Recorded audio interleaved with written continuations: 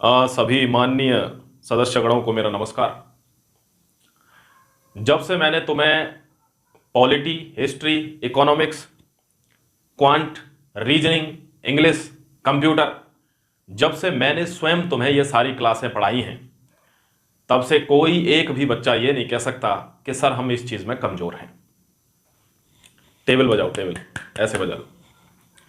और जब मैंने आपको आईआईटी की तैयारी कराई थी, मैंने स्वयं इसी बोर्ड पर जब मैंने तुम्हें आईआईटी की तैयारी कराई थी, तो कोई एक भी बच्चा फेल नहीं हुआ था, किसी एक भी बच्चे के साथ गलत नहीं हुआ था, किसी एक भी बच्चे की फीस खराब नहीं हुई थी।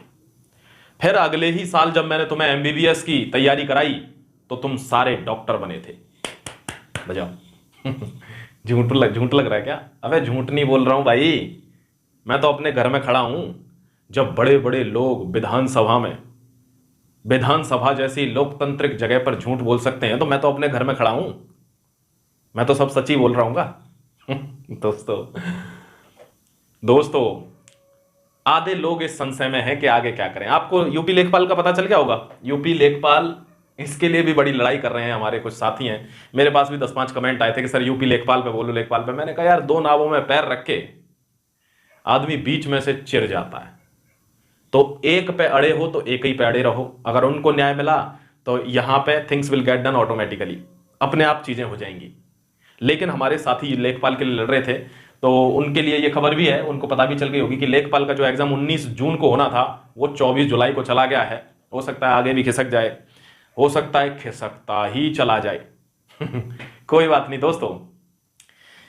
एक चीज आप, हाँ, दरोगा भर्ती, उत्तर प्रदेश दरोगा भर्ती, सब जानते हैं विधानसभा में जिस दिन से वो बयान आया है कि भर्ती में कुछ नहीं हुआ है, उस दिन से लगभग सब मर चुके हैं। उसके जस्ट एक दिन बाद हमारे जो साथी जो इको गार्डन में थे, उन्होंने फिर से बाहर जाके विधानसभा का घेराव किया, और फिर से बहुत ही दुखद खबर आई। एक लड़की का यहाँ से मेरे ख्याल अंगूठा टूट गया, उसके खून भी, ब्लीडिंग हो गई बहुत सारी हाथ में, और उनसे पुलिस वालों ने भी थोड़ा बहुत मिसबिहेव किया।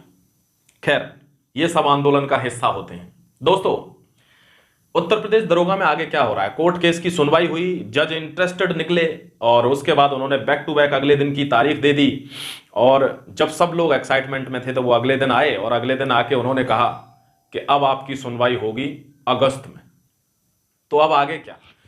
तो ज्यादातर बच्चों को यह असमंजस है कि क्या खेल खत्म हो गया है, आगे क्या चल रहा है। दोस्तों, अगर किसी लड़ाई को छेड़ना बहुत आसान होता है, लेकिन उसमें जमे रहना उतना ही मुश्किल है। जैसे कि कभी कभार किसी क्लास में टॉप करना बहुत आसान है, लेकिन टॉप को सस्टेन करना, पहली से 12वीं क्लास तक लगातार टॉप करना बहुत ही टफ टास्क है। तो वही है, छेड़ना आसान होता है और छोड़ना बहुत मुश्किल होता है, जमे रहना मुश्किल होता है। साथियों, कोई उम्मीद है क्या? बिल्कुल है। कोई उम्मीद है क्या? बिल्कुल है। भर्ती चल रही है, चलने दो। दोस्तों, जो ईमानदार हैं वो आराम से बिना टेंशनबाजी के चलते जाओ, तुम्हारी नौकरी तो पक्की है। धक धक तो अभी भी उन्हीं के होगी। ये जो उम्मीद है ना, उन्हीं को दिक्कत देगी। क्योंकि अभी कुछ खबरें हैं, मैं यहाँ पे तो नहीं बता सकता उनको, लेकिन वो अंदरूनी चल रही हैं और वो चलती रहेंगी।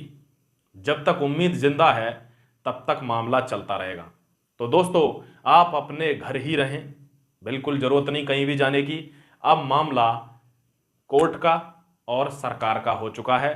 अब आपको सिर्फ और सिर्फ इसका इंतजार करना है कि क्या निर्णय आता है। ठीक है, बस यही चीजें मेरे को आपको बतानी थी। सरकार, धांधली और तुम, इन तीन के बीच में बहुत बड़ी जद्दोजहद है। हमने भी कुछ डिबेट्स की है, मीडिया आज भी थोड़ी बहुत उस पर बात कर रही है, लेकिन मामला अब कोर्ट में है, तो अब कोर्ट ही इसको डिसाइड करेगा। मान्य कोर्ट पर भरोसा रखो, और हो सकता है अगर आपकी दुआओं में ताकत रही तो आपको अच्छी न्यूज़ भी मिल सकती है। जय हिंद, वंदे मातरम। अपना ख्याल रखो, खुश रहो। पढ़ाई पहले भी नहीं छोड़नी थी, पढ़ाई अब भी न छोड़ना। किसी को, किसी ऐरे गैरे को मौका न देना कि तुम्हारी ज़िंदगी बर्बाद हो गई प्रोटेस्ट में जाकर, ये वहाँ पे टाइम खराब हो गया। नहीं। कोई ज़िंदगी बर्बाद नहीं हुई। आप इंटेलिजेंट हैं तो हैं, दिक्कत नहीं है, और आप पढ़ते रहें। पढ़ना ही सबसे बड़ी ताकत है। तो आप किसी अरे गैरों को मौका न देना कि आपका वक्त खराब हो गया। पढ़ाई आपको कभी भी नहीं छोड़नी है, हर काम करना जिंदगी में। वो मूर्ख होते हैं जो डायनामिक नहीं होते। मूर्ख मतलब समझते हो? कि अगर शेर सिर्फ ये कहे मैं शेर हूं, मैं शेर हूं, तो वो मूर्ख है, अगर वो शिकार नहीं करता तो।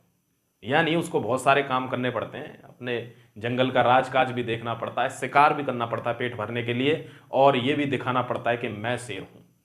तो इसलिए डायनामिक होना जरूरी है। आप चीज़ों में पार्टिसिपेट भी करें, अपनी आवाज़ भी उठाएं, अपना हर काम करें, लेकिन पढ़ाई भी आपको करनी है। वही आपकी मेन ताकत है, यही आपकी हंटिंग है। अपना ख्याल रखो दोस्तों। जय हिंद, वंदे मातरम।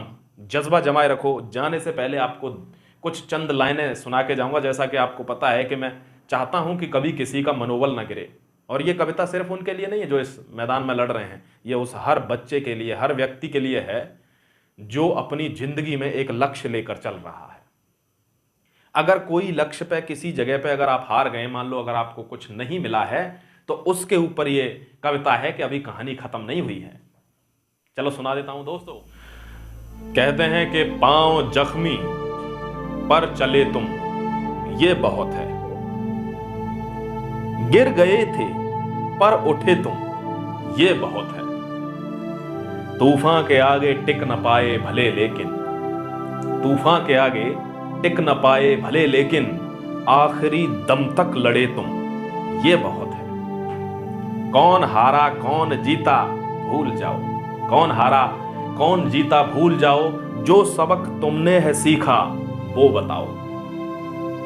नहीं ऐसी जीत जो तुमको सुला दे, नहीं ऐसी हार जो तुमको रुला दे।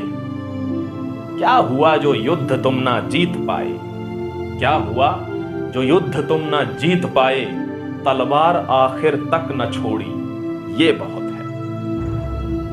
तूफान के आगे टिक न पाए भले लेकिन, आखिरी दम तक लड़े तुम, ये बहुत है। जय हिंद, वंदे मातरम। अपना ख्याल रखो और खुश रहो।